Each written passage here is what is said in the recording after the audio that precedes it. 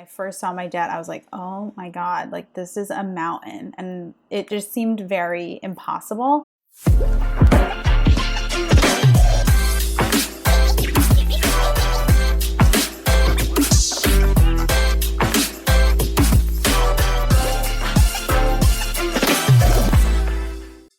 Hello, and welcome back to the First Hustle Then Brunch podcast. Today, I'm speaking with Diana Farmen from Diana on a Dime. Diana is a former teacher turned project manager that strives to help others manage their money easier. She has paid off $200,000 of student loan debt in order to provide herself the financial freedom she desires. Now she helps others do the same for themselves. Hey, Diana, welcome to the podcast. Hi, thanks for having me. Yeah, so excited to have you here. So before we get started, can you give us a quick overview of your money story, and then we'll dive into more details? Yeah, definitely. So for me, back in 2015, I graduated with my master's and a ton of student loan debt, 200,000 K. And unfortunately, I went to school to be a teacher. So my salary definitely did not support that kind of debt. And so since then, we're 7 years later. That's shocking. In 2020, I paid off my student loans, and now moving forward, I purchased a rental property back in 2021 in December, and I'm currently house hacking my rental property, so I'm living in one of the units, and my hope is that I will eventually purchase some more properties to add some more income streams. Nice. I love that. So a lot to cover. So let's start with student loans. So at what moment did it hit you that you had $200,000 worth of student loan debt, and how did that realization kind of impact your life? Yeah, so actually it was probably a week or two after my undergrad graduation in 2014, and my dad actually called me, and I was in my master's program. I had already started, and he told me that there was a bill in the mail for $1,400 for my private undergrad student loans. And you said that was a week or two after graduation? Yeah, they were quick. Private student loan. Let me tell you, it was definitely within a month, because I remember I was only like 1 week into my master's program, and I was like, oh my gosh, like they found me fast, like super fast, crazy. Right? It was fast, and I was working full time and I was going to school full time, but I was working in like a daycare center. I was, it wasn't anything that was making me a ton of money, basically. Mm-hmm. And so obviously, like, I'm in panic because I'm like, $1,400, this is just for my undergrad, just for my private. And that was like the first moment where it like really hit me what I was really dealing with. And I was taking out more student loans for my master's, and I had just like no concept of what I was doing, basically. And ultimately what ended up happening was I like had a full-on like meltdown. And I was like, oh my God, $1,400, and I'm taking out more debt right now. And luckily I had my undergrad advisor. She actually ended up moving up to the grad school program, so she was an advisor at the grad school, and she kind of was like my venting board throughout undergrad. And I was just like, I emailed her and I was like, I need you, I don't know what I'm doing, like I need to like just like basically word vomit to you, and you need to help me. Yeah, that's nice. Yeah, no, I bow down to this woman to this day. So she actually kind of gave me the actual reality check I needed, and she kind of was like, Diana, your payments right now are at $1,400. Like, do you even know what a teacher's salary is? Like, this is not realistic. She's like, you're going to have to move home. There's no way you can live on your own on a teacher's salary. And I was shocked. I was like, wait, what? Like, that was not in my plan at all. Yeah. She basically had me switch grad school programs, so it was less credits. She got me a new job at it was still a daycare center, but it allowed me to have credits.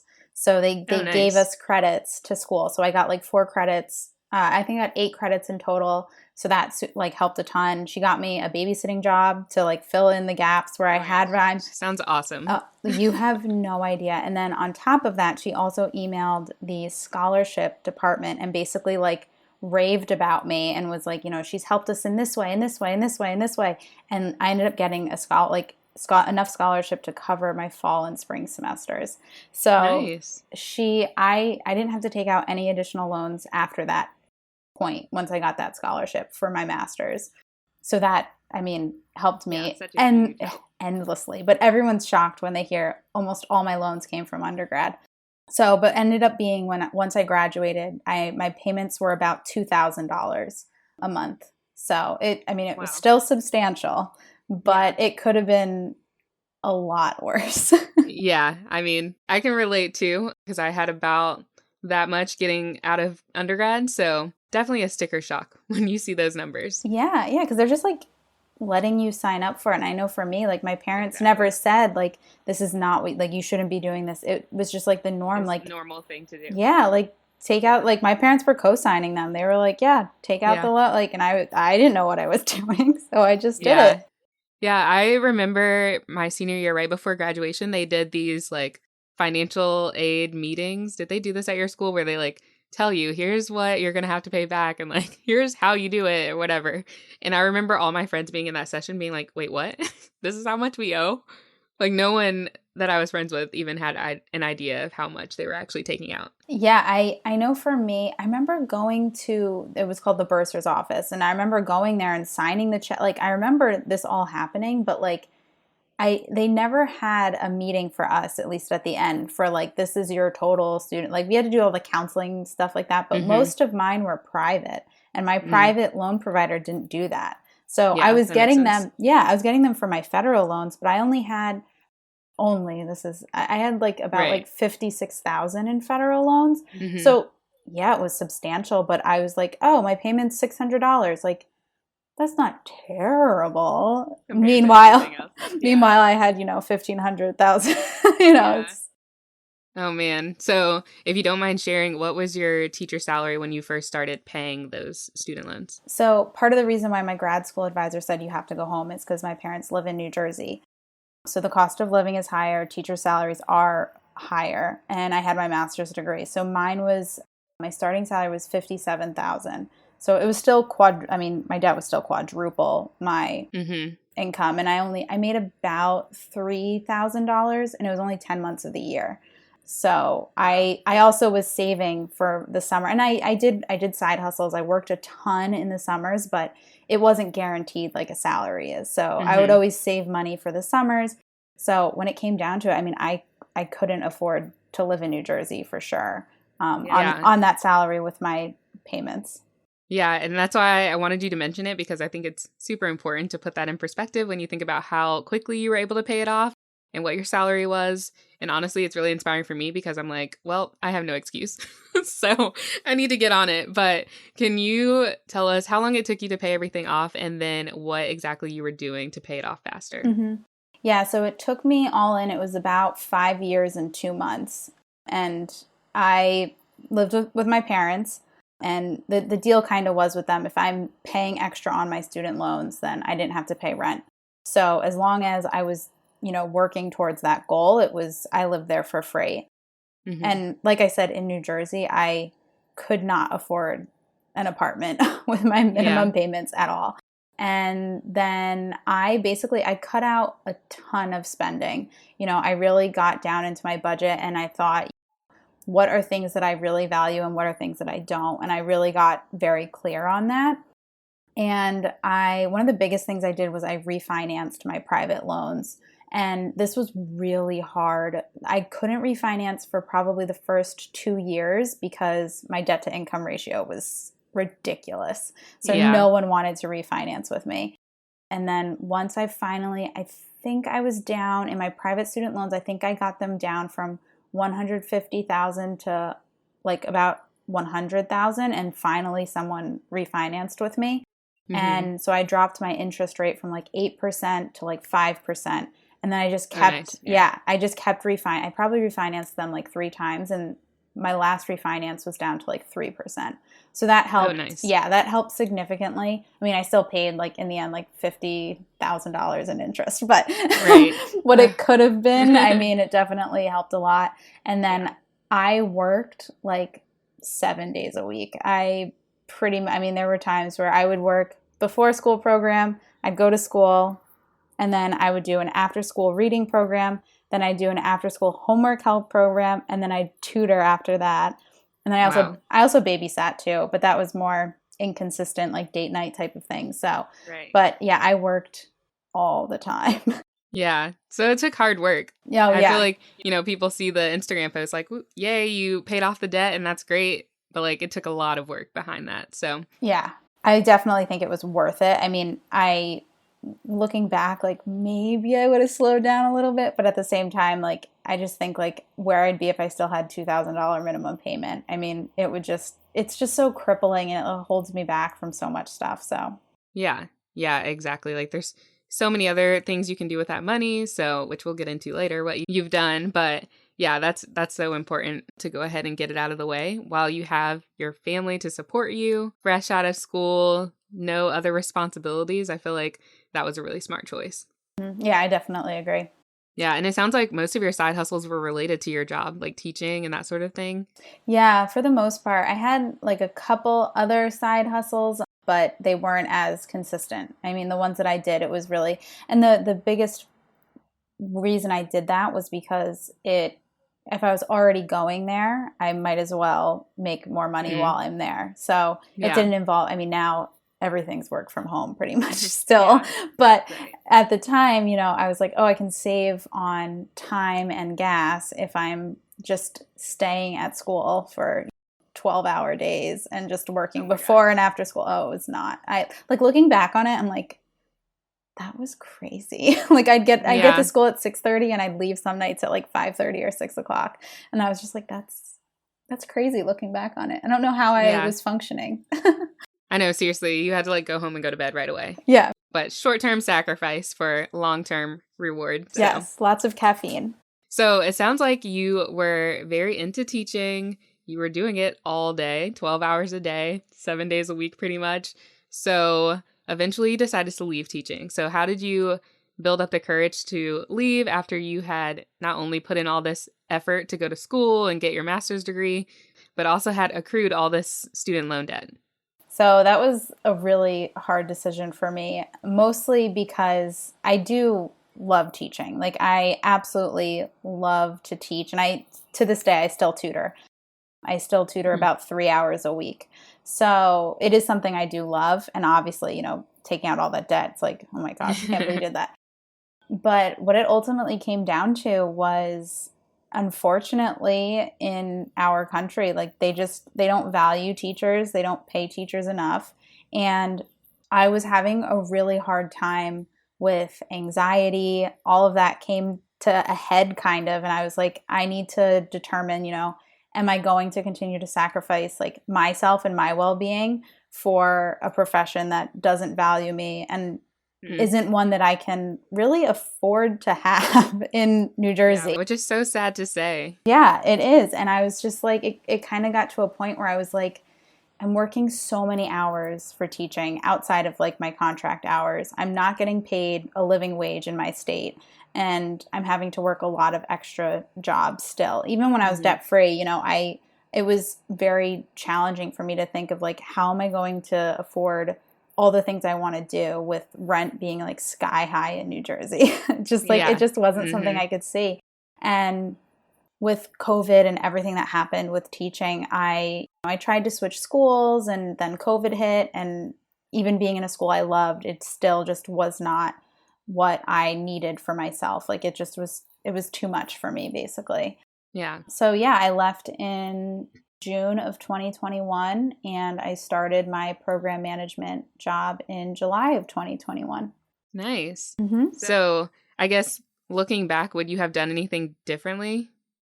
Or do you think you still would have pursued teaching and done everything the same way you did? That's such a hard question because I always, like, when I think about like my student loan debt, would I go back and change something? The reality is with that is I don't think I would have learned everything that I learned unless I was forced to learn it, because it's not something. Yes, I took a personal finance class in high school because it's required in New Jersey. Do I remember anything from it? No. And the things I do remember from it, it was like how to write a check and like how to open a bank account. Like it wasn't anything about like money management and how to go about just like the things you need in everyday life to manage your finances. Yeah. And so part of me I don't think I probably would still have gone to school for teaching because I do love it. I do love teaching. Mm-hmm. But in terms of the debt, I don't know if I'd want as much debt, but at the same time, like it taught me such valuable lessons and ones that I know I would not have gone out on my own and learned them, except for the fact that I was in grad school panicking that I had all this debt to deal with, so I had to figure it out. Mm-hmm. Yeah, that makes a lot of sense. So now you're a program manager. How did that transition happen? Did you know that was a field that you wanted to go into, or were you just searching for job titles and you're like, this sounds interesting? There was a lot of that. So I looked for a job I had been like casually looking for like a year, and then I got like really serious the last like 6 months before the school year ended in 2021. And there definitely was a lot of like, just like, what do I want? And so when I had mentioned earlier, there were random side hustles I would do that didn't really stick, but like I still did them. So I started to do like some internships and stuff like that in different fields that I was considering. And one of them was with my friend's company as an instructional designer. And so I was, seeing, okay, is this, everyone always says like, oh, you're a teacher, maybe instructional design will be something that you'll like. And I did enjoy it, but there's just like something missing about it. I didn't really like the graphics part of it and all that stuff. And then coincidentally, there was a ton of people on her team that were former teachers, including herself. Oh, wow. Yeah, she was too. And so when I kind of introduced myself, I was telling them that I'm kind of thinking of leaving and, figuring out what I want to do.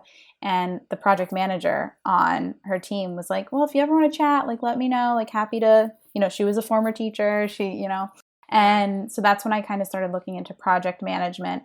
And then this job came up and I was like, program management, huh? And they offered me an interview, which, by the way, I'd got like no interviews at this point. I was like, I was so scared ending the school year because I was like, I'm going to be back in teaching and I'm miserable.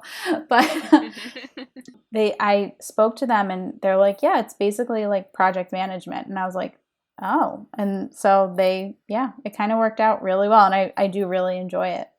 Yeah, that's awesome. Yeah, I'm in project management and I'm sure it's very different from teaching, but I feel like I have a nice work-life balance. So probably compared to teaching, it's a significant improvement.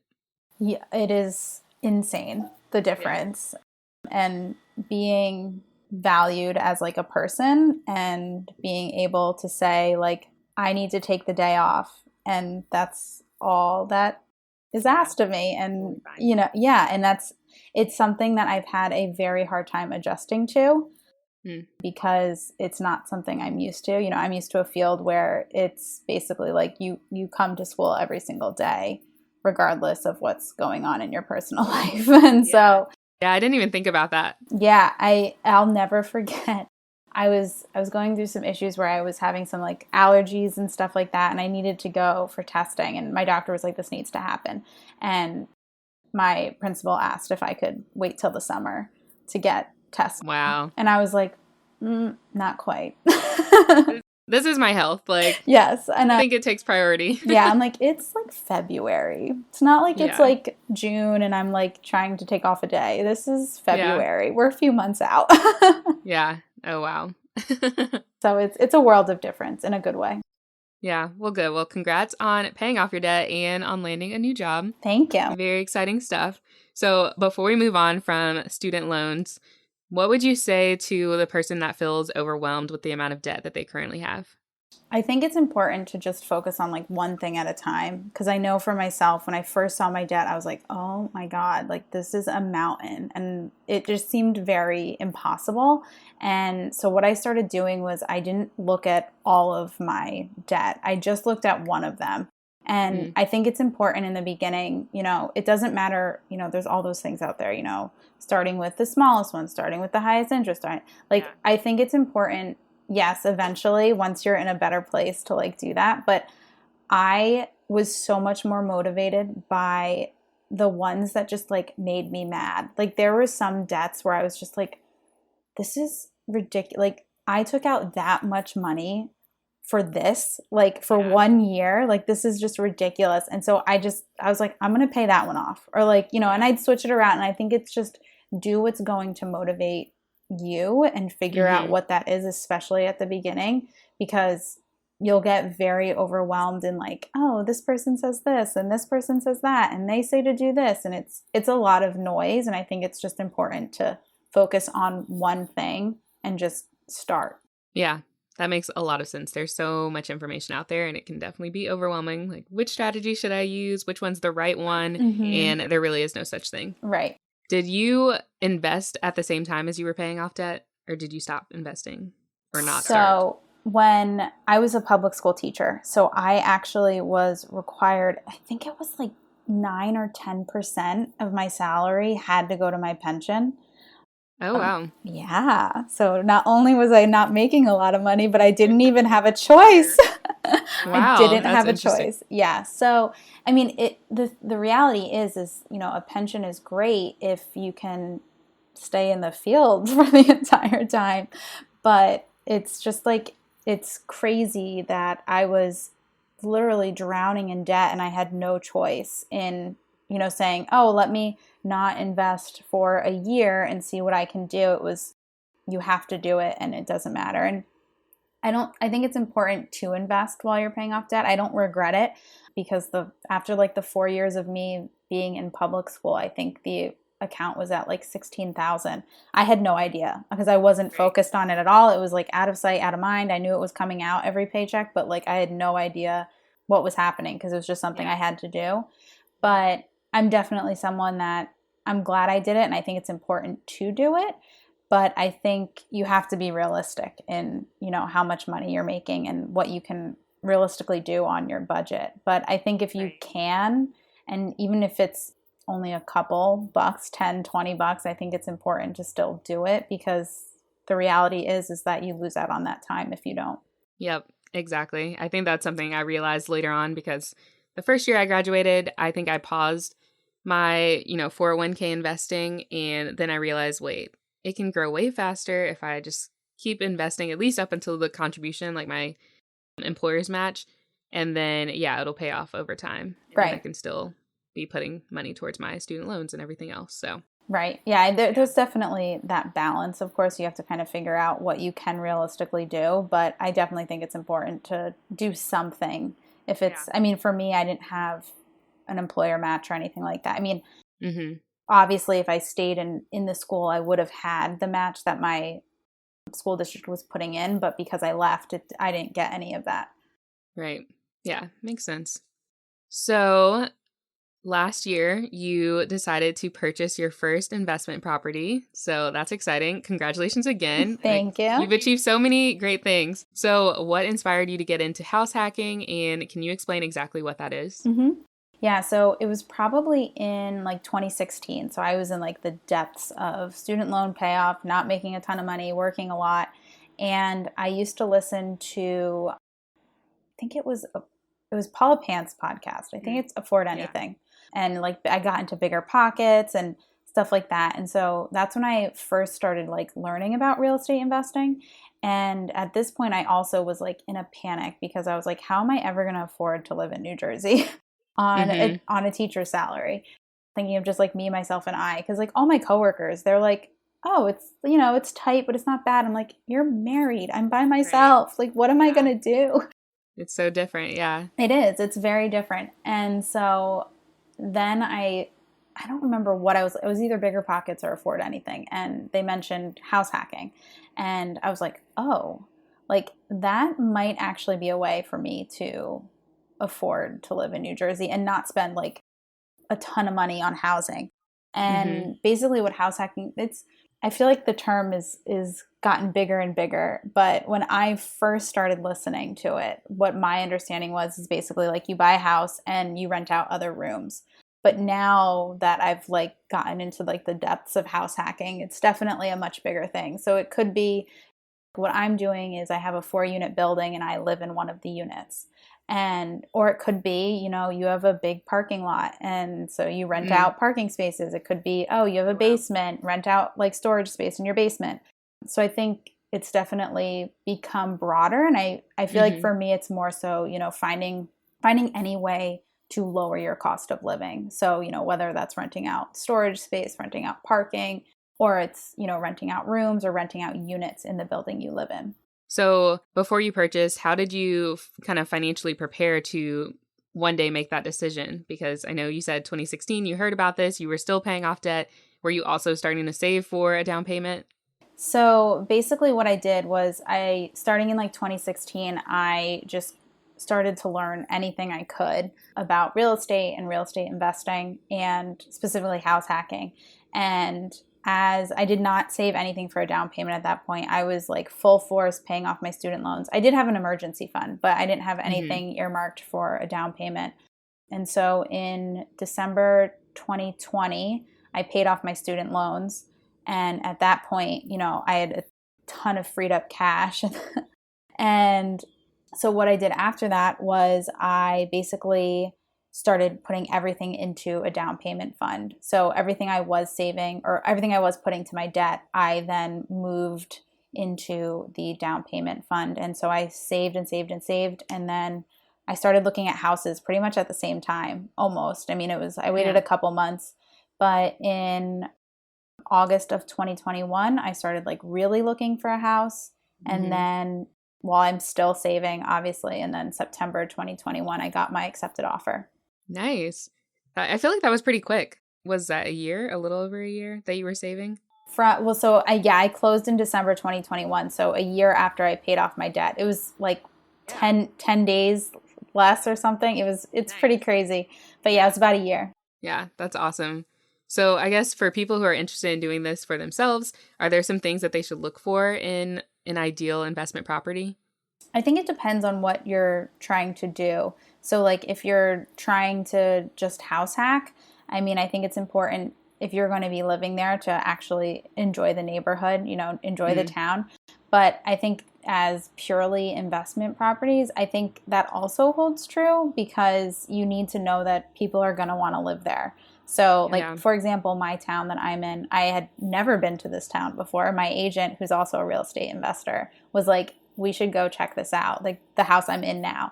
And I was like, I don't know. I don't really know that area. And like the house is, there's no year built on this house. No one knows the year it was built. Oh, wow. So it's so nice. It's so pretty. Oh, thank you. I was terrified. I was like, this is an old house. I don't know what I'm doing.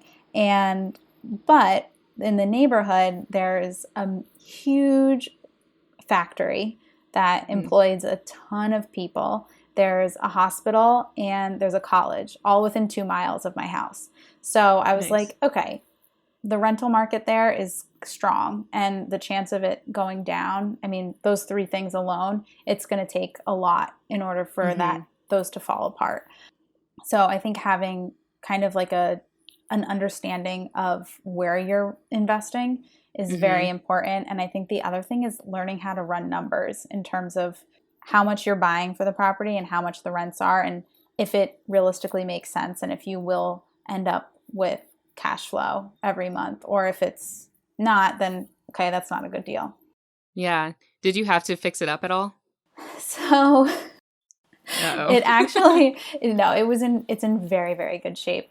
It's just funny because like 3 days after I closed, one of the tenants was like, so did you hear that we haven't ever had hot water? And I was like, oh, what? No. Oh my gosh. I did not know that. However, the hot water heaters were 22 years old. So I was planning to replace them in the spring anyway. Like I didn't want to do it in December, like right around Christmas, like didn't want to do that.